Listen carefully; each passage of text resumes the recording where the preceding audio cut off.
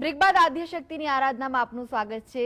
પ્રથમ નોરતે માં શૈલપુત્રીની પૂજા આરાધના કરવામાં આવે છે અને તે વિશે જ વધુ માહિતી માટે આપણી સાથે જોડાઈ ગયા છે શાસ્ત્રીજી સ્નેહલભાઈ। આગળ આપને હું પૂછવા માંગીશ કે માતાજીને પ્રથમા કહેવાય છે, તમે આગળ પણ કહ્યું કે તેમને પ્રથમા કહેવાય છે, તો તેની પાછળનું શું કારણ દર્શાવ્યું છે? ત્રણ શક્તિઓ આ જગતની અંદર વ્યાપ્ત છે, આધિ, વ્યાધિ અને ઉપાધિ। આ ત્રણને જે દૂર કરે છે જી, અને એમાં જે પ્રથમ શક્તિ બતાવી છે શૈલપુત્રી છે, ધીરજ શાંતિના આપનાર દેવી છે। માનું સ્વરૂપ છે ધીરજને આપનાર છે, માનું સ્વરૂપ શાંતિને આપનાર છે। જોયું આપણે વૃષભની ઉપર જેવું બિરાજમાન છે, હાથમાં ત્રિશૂળ છે અને કમળને ધારણ કરી અને માં બિરાજમાન છે। સાધકના મૂલાધાર ચક્રને જે ભેદન કરે છે, જેની આરાધના કરવાથી મૂલાધાર ચક્રના દરવાજા છે એ ખુલે છે।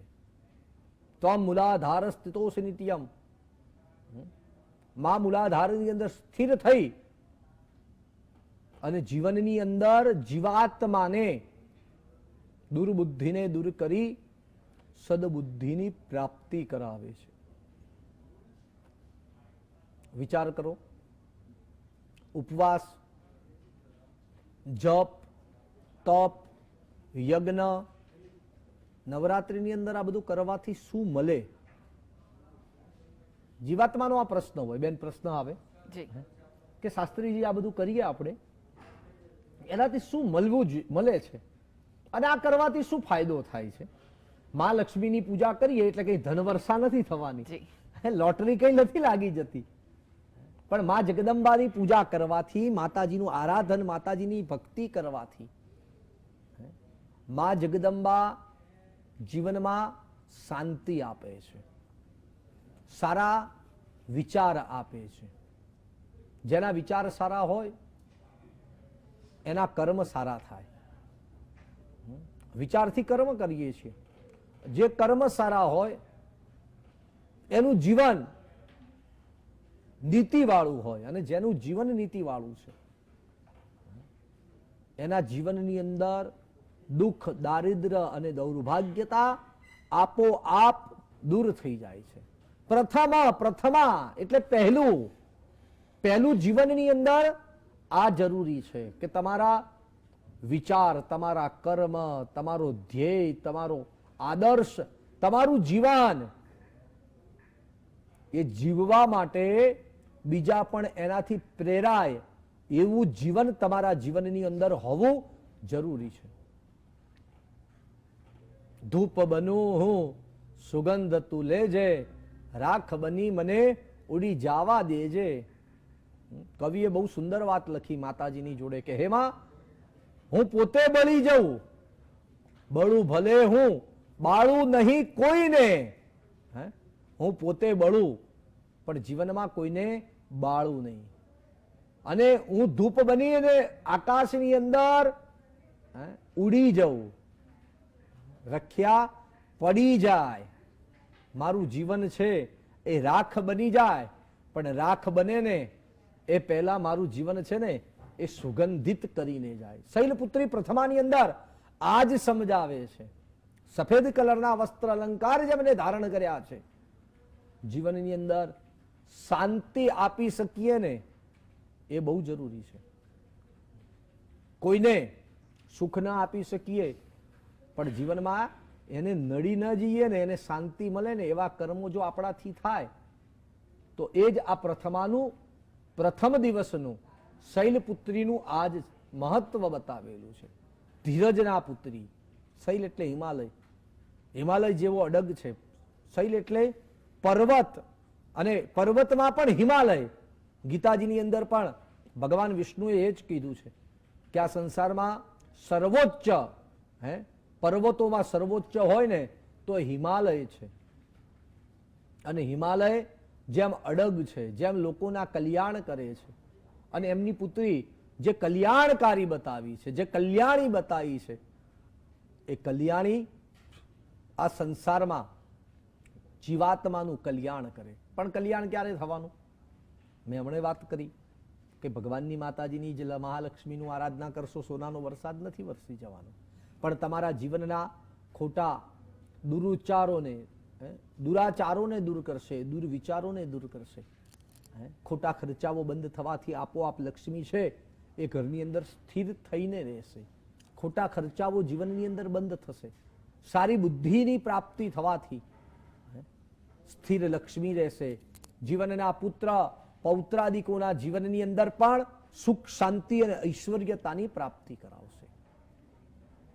માતાજીના પ્રથમ નોરતાની અંદર માતાજી જગતની અંદર સર્વપ્રથમ જીવાત્માને આજ સમજાવે છે શૈલપુત્રી બનીને કે અડગ બનો, ડગશો નહીં.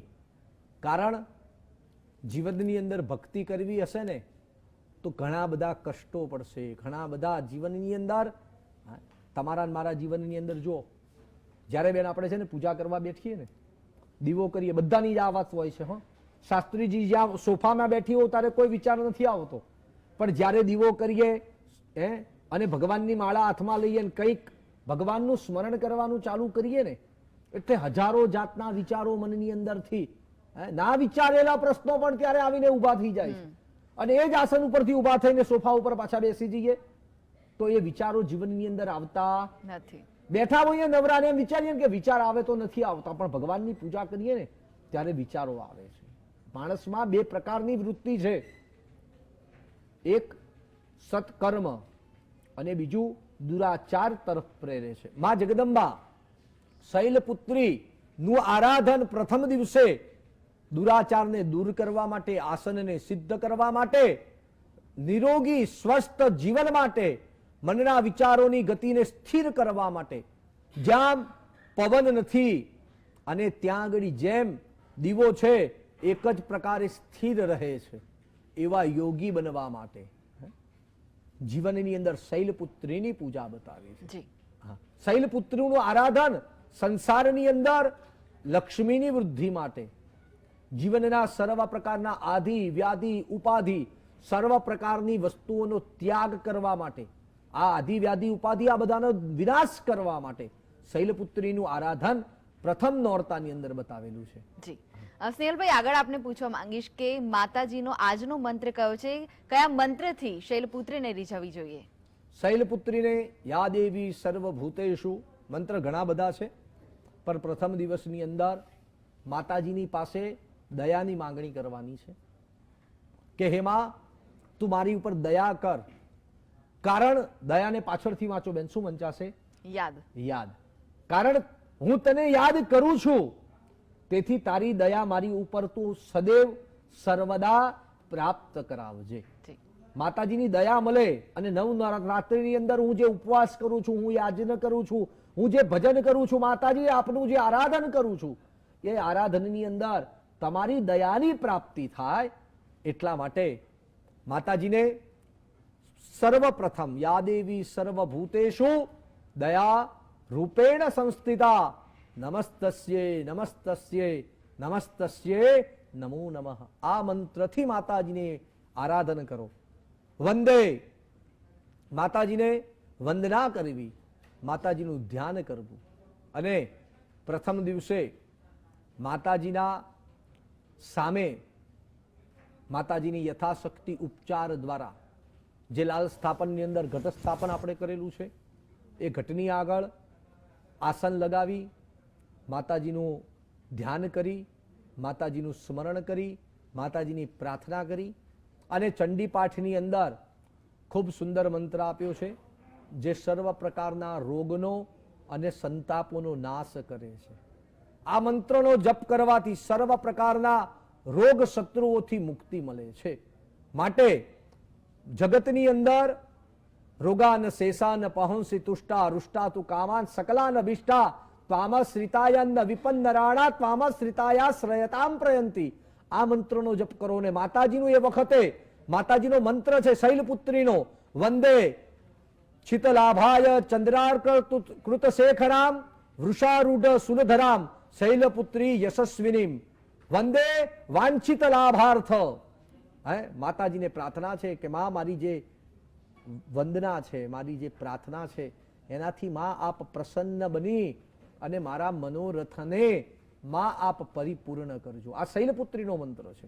અને ત્યારબાદ ચંડીપાઠના મંત્રો અને બીજા જી. નિત્ય નૈમિતિક તમે જે મંત્રો છે એના જપ કરવાથી સંસારના સર્વ મનોરથ તમારા પરિપૂર્ણ થશે. જી જી સ્નેહલભાઈ, આપનો આભાર. તમે દર્શક મિત્રોને માતા શૈલપુત્રીનું જે મહાત્મય સંભળાવ્યું અને સમજાવ્યું તેના માટે. જય ભગવાન. જય ભગવાન.